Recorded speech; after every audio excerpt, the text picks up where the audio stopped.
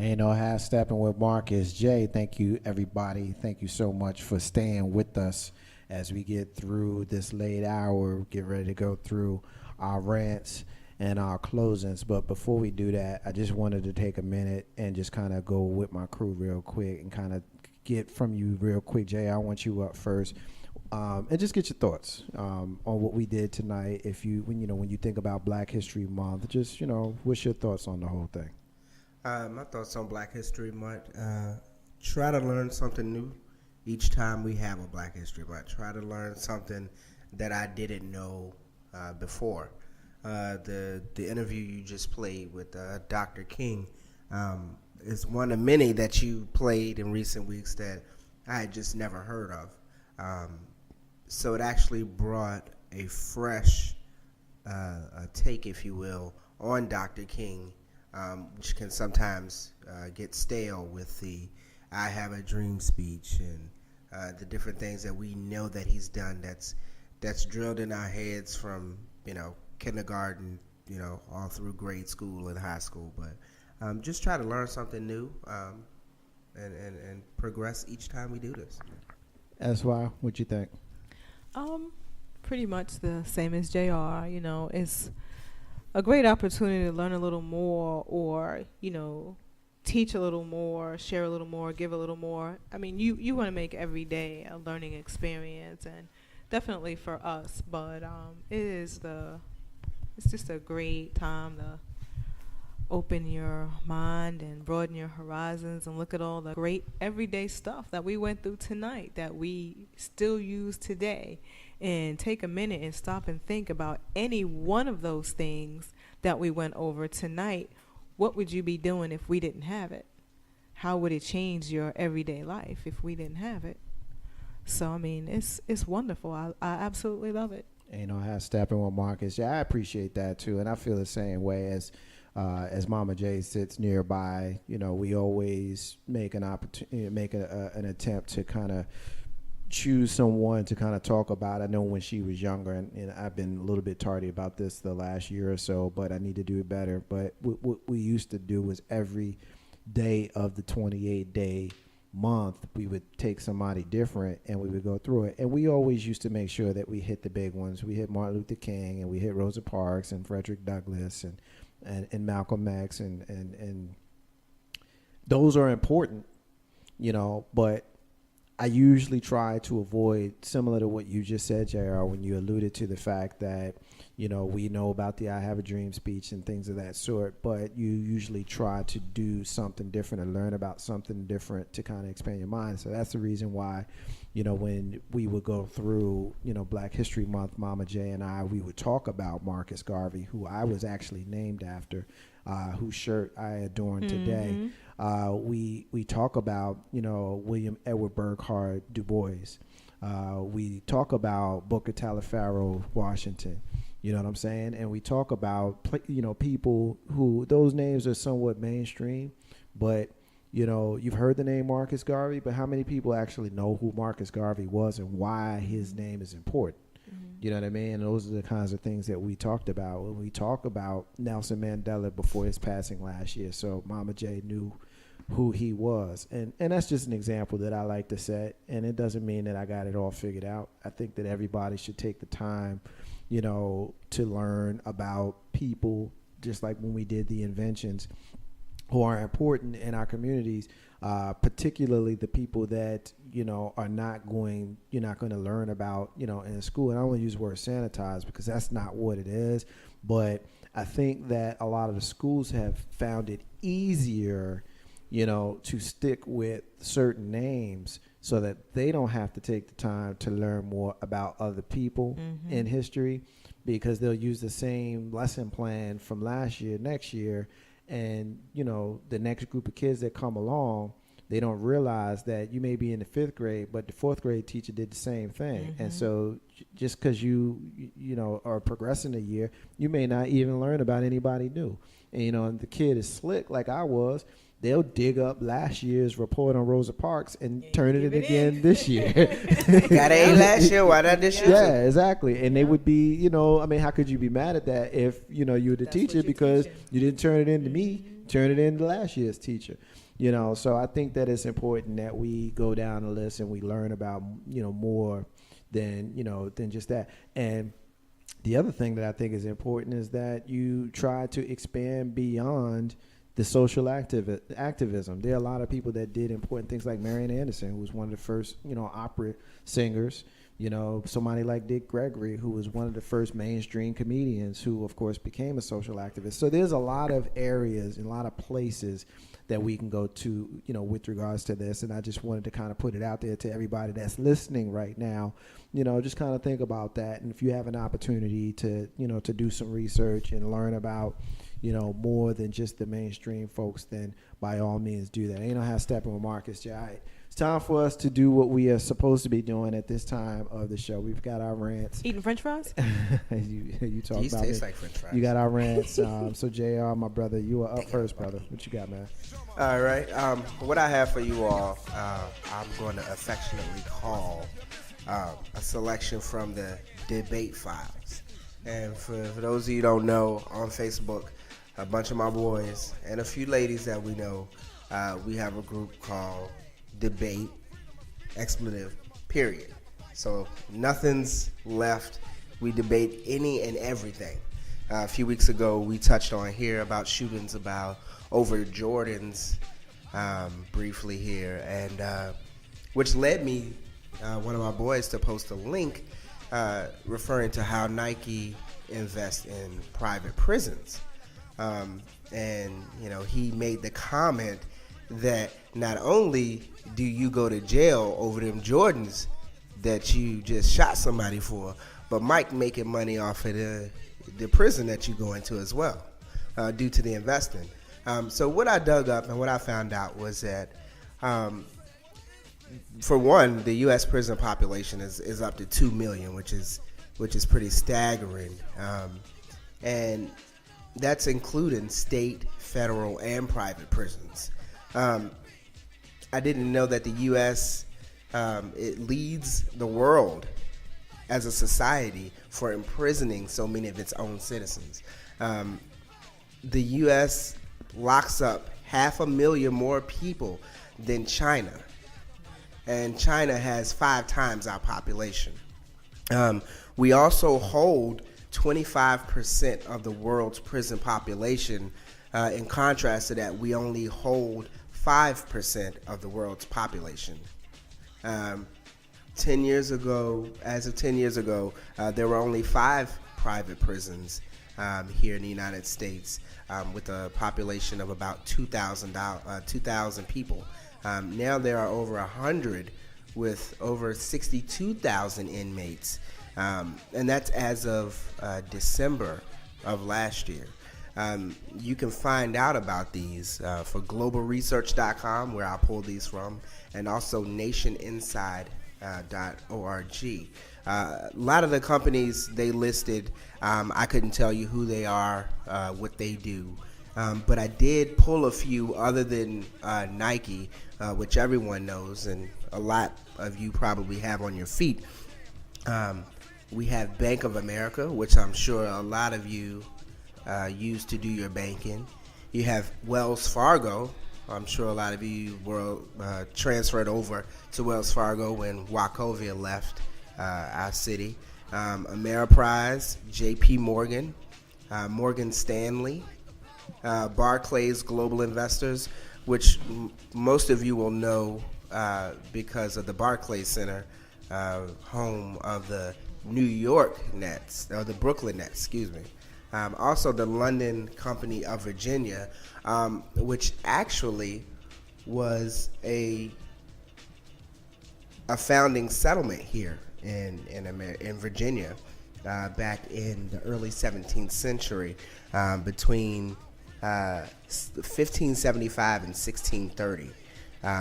They had over 6,300 Englishmen and women invested in this company, joint stock, trading with Russia, Turkey, Africa, and the East Indies, the Mediterranean, and in the Americas.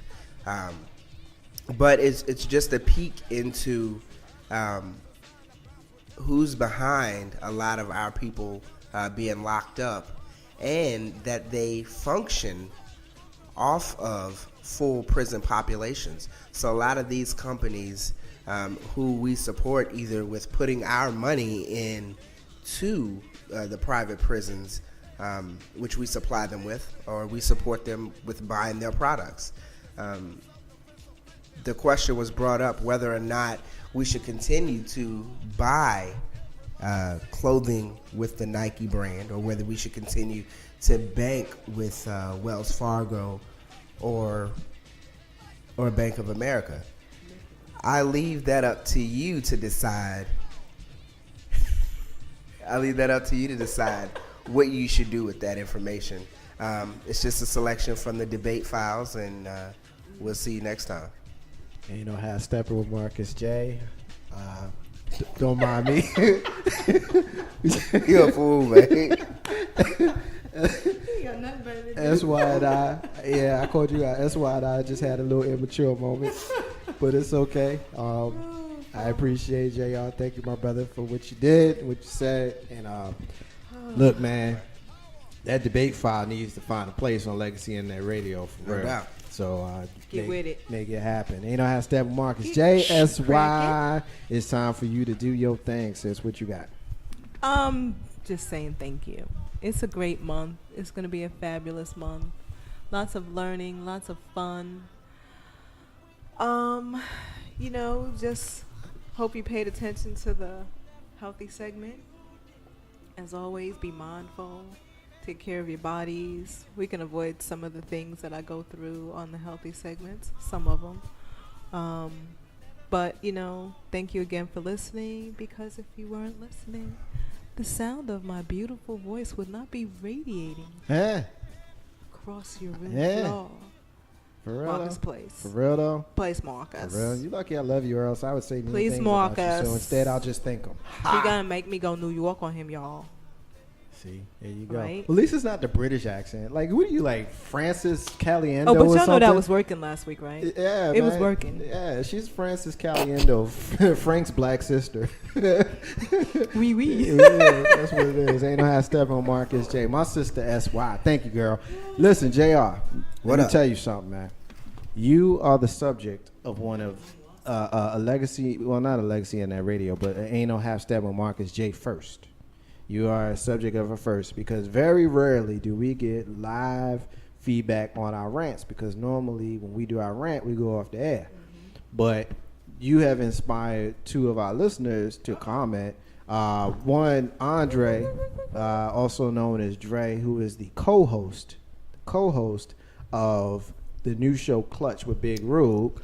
Clutch Can be heard every single Friday night right here on Legacy Internet Radio, the sports show. And he's in the process of talking trash, because that's what they're going to do on that show. He said, tell JR, that's not a rant, that's a monologue.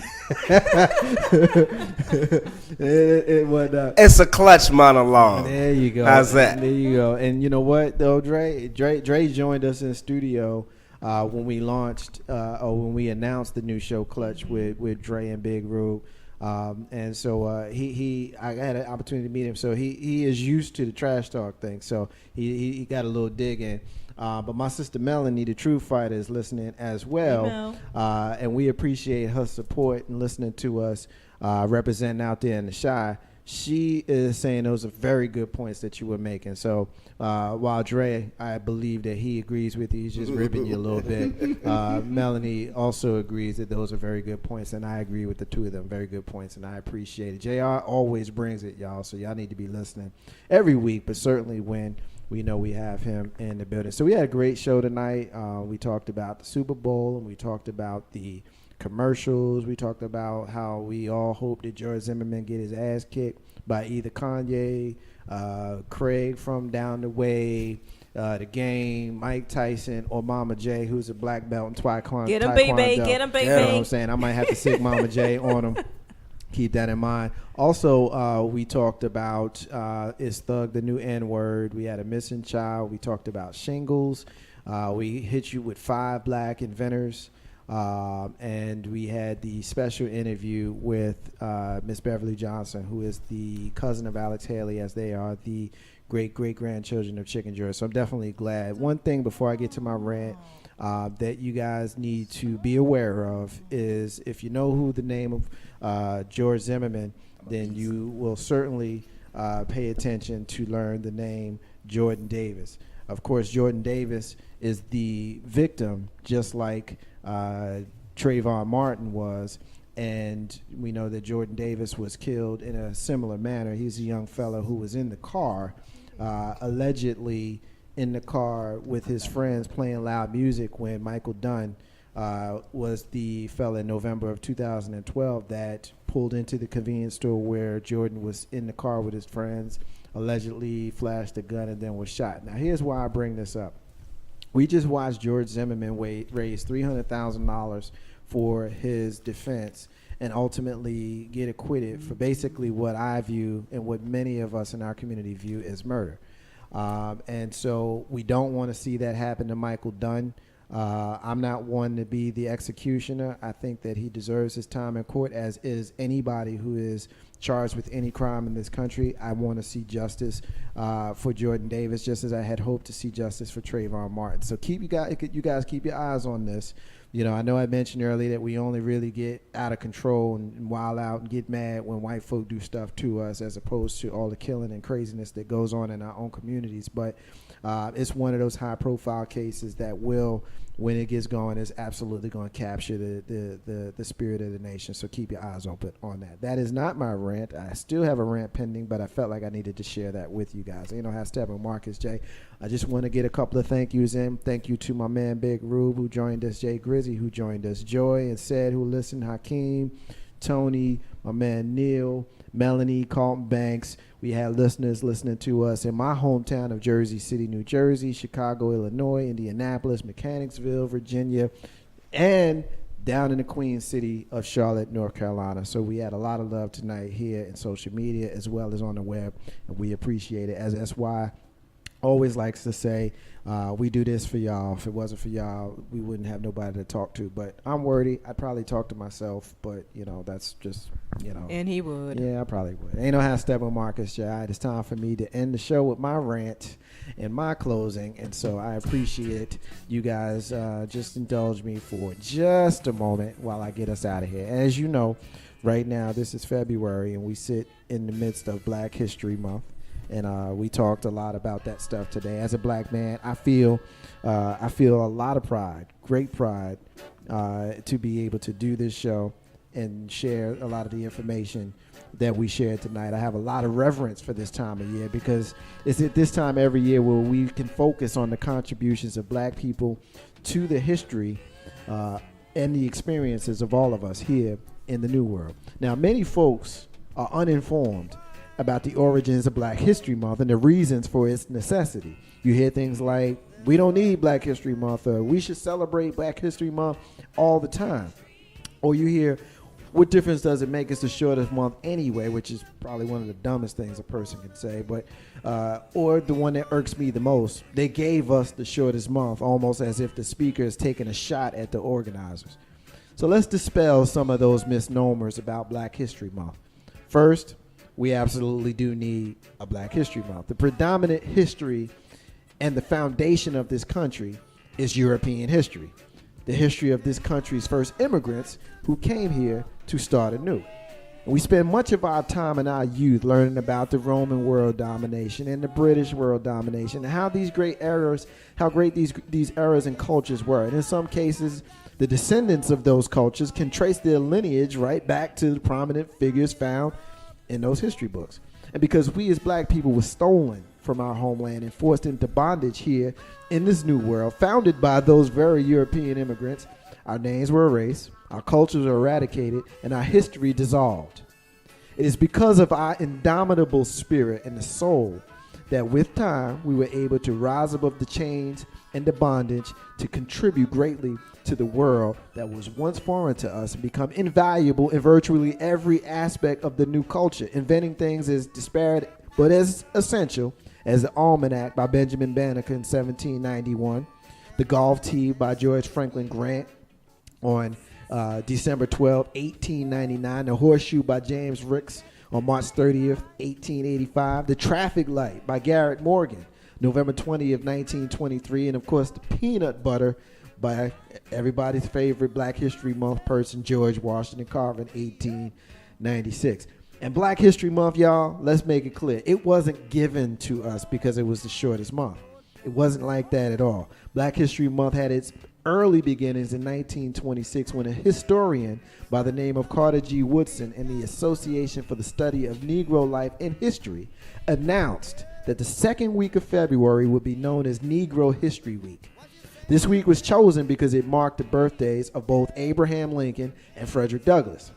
Woodson created the holiday with the hope that eventually be eliminated when Black history became fundamental to American history. In 1976, the federal government acknowledged the expansion of Negro History Week to Black History Month by the leaders of the Black United Students at Kent State University in Ohio in February of 1969. The first official celebration of Black History Month occurred at Kent State in February of 1970. 6 years later, during the bicentennial, the expansion of Negro History Week to Black History Month was recognized by the United States government.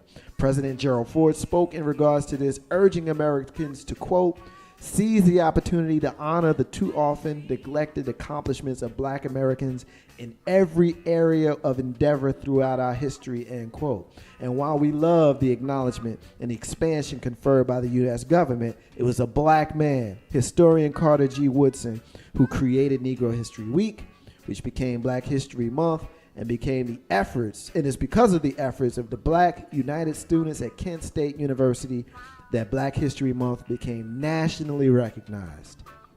Remember, it is independence that is essential to building one's legacy. That's the Marcus's unrelated rant that, again, tonight has everything to do with what we're talking about. That's the end of the show. I want to say peace to all the stars and all of the squares.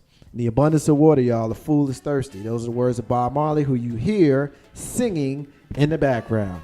Ain't no half stepping with Marcus J. We will be back here next week. Peace.